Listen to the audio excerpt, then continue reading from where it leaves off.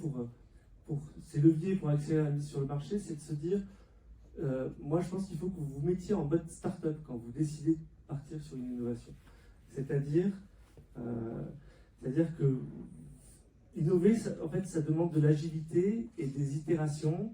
C'est en fait mettre en place un mode opératoire qui est totalement différent. Il faut qu'il soit efficient, efficace et qu'il soit transversal et non pas très, très vertical.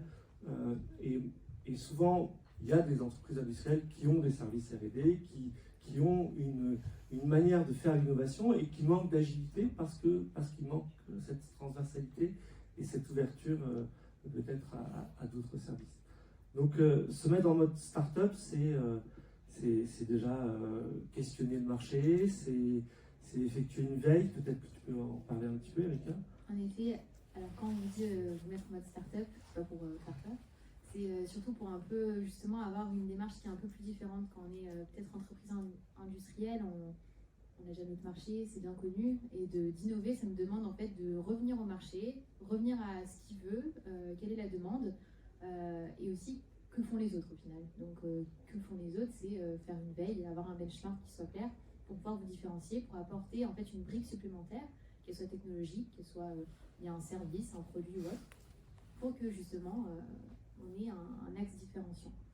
Donc c'est ce qu'on entend par se mettre en mode startup, c'est un peu partir d'une feuille blanche, aller sonder son marché, aller sonder le client en direct pour comprendre qu'est-ce qu'on peut lui apporter. Ça c'est un élément hyper important, et quand on fait ça, bah, ça demande justement d'avoir une organisation interne. C'est justement cette question de gouvernance qui est hyper importante. C'est comment vous organisez vos équipes par rapport à ça.